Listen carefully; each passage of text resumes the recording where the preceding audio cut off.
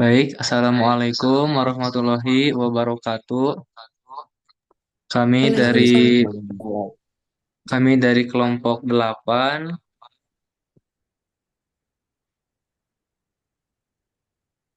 yang terdiri dari Hasna Jabra Alfiah, Nisa Khorina, Lina Sukmawati, Salma Khairunisa, Ilham Khairul Ihsan, dan saya Arif Nurmansyah. Kami akan mempresentasikan mengenai uji validitas dan uji reliabilitas. Pada poin pertama mengenai konsep validitas. Definisi validitas merupakan alat untuk mengukur sejauh mana suatu tes atau pengukuran skor instrumen memenuhi fungsinya. Validitas juga adalah seberapa baik sebuah alat mengukur apa yang seharusnya diukur. Ini mencakup apakah instrumen tersebut secara efektif menilai konstruk atau konsep yang dimaksud. Misalnya, jika Anda menggunakan tes untuk mengukur kecerdasan, validitas tes tersebut akan bergantung pada seberapa baik untuk benar-benar mengukur kecerdasan dan bukan faktor lain seperti pengetahuan atau keterampilan spesifik. Berikutnya akan disampaikan oleh Hasna. Bahasna. Selanjutnya ada jenis validitasnya. Yang pertama ada validitas konstruk. Nah, validitas konstruk itu adalah suatu jenis validitas yang berkenaan dengan kualitas aspek psikologis apa yang diukur oleh suatu pengukuran. Dalam pengembangan instrumen penilaian, validitas konstruk menunjukkan sejauh mana instrumen tersebut mengungkap suatu kemampuan atau konstruk teoritis tertentu yang hendak diukurnya. Suatu instrumen dikatakan memiliki validitas konstruk yang baik jika hasil pengukuran sesuai dengan harapan dan mengungkap kemampuan yang diukur dengan tepat. Selanjutnya ada validitas konten, yaitu adalah suatu jenis validitas yang mengukur komponen konten yang seharusnya ada dalam suatu bahan ajar. Dalam pengembangan bahan ajar, validitas konten menunjukkan sejauh mana bahan ajar tersebut mencerminkan isi materi yang akan diukurnya. Bahan ajar yang memiliki validitas konten yang tinggi memiliki kemampuan untuk mengukur aspek-aspek yang seharusnya diukur oleh tes tersebut. Untuk menentukan validitas konten, biasanya dilakukan analisis rasional dan empiris. Analisis rasional meliputi penilaian secara subjektif oleh ahli, sedangkan analisis empiris meliputi pengujian dengan data empirik. Selanjutnya, validitas kriteria.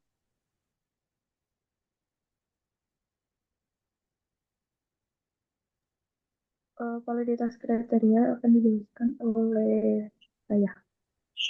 Uh, Validitas kriteria, criterions relate validity adalah suatu jenis validitas yang mengukur sejauh mana hasil tes atau instrumen sesuai dengan kinerja atau hasil yang diharapkan. Validitas kriteria dapat dibedakan menjadi dua jenis, yaitu validitas prediktif. Validitas prediktif adalah menunjukkan sejauh mana tes dapat memprediksi kinerja subjek di masa depan. Contoh penggunaan validitas prediktif adalah tes seleksi masuk perguruan tinggi yang berkorelasi dengan performansi subjek di kemudian hari. Kedua, validitas konkuren. Validitas konkuren menunjukkan sejauh mana tes dapat membedakan antara subjek yang memiliki kinerja yang berbeda. Contoh penggunaan validitas konkuren adalah tes penerimaan calon karyawan yang dapat membedakan antara karyawan yang memiliki kinerja yang lebih baik dengan yang kurang baik. Selanjutnya,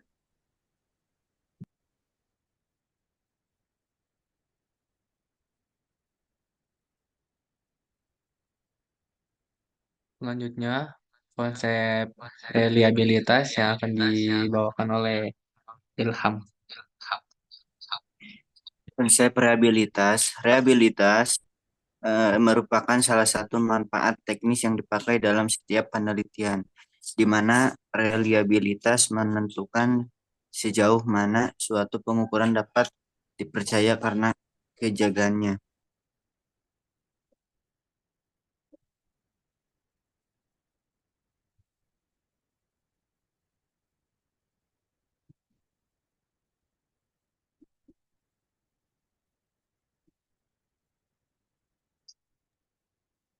Oke, selanjutnya ada jenis reliabilitas. Jenis reliabilitas yang terkait dengan metode tes retest adalah reliabilitas internal.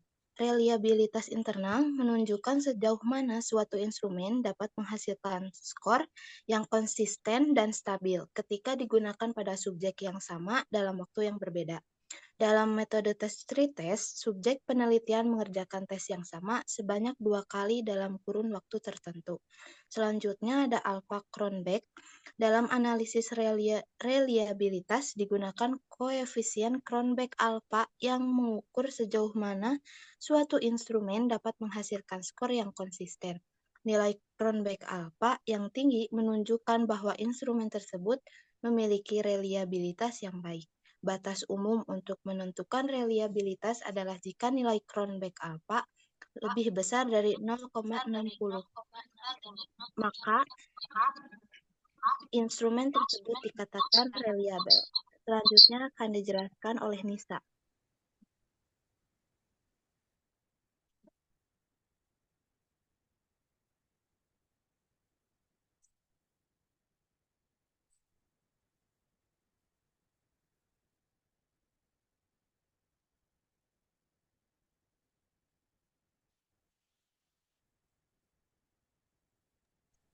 Oke, tinggal Sperman Brown.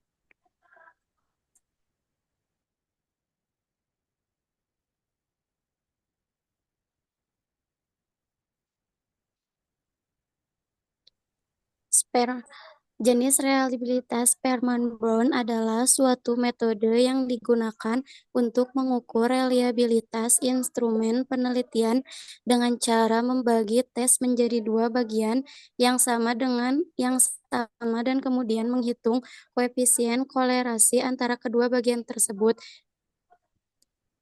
Baik, udah sekian seperti itu.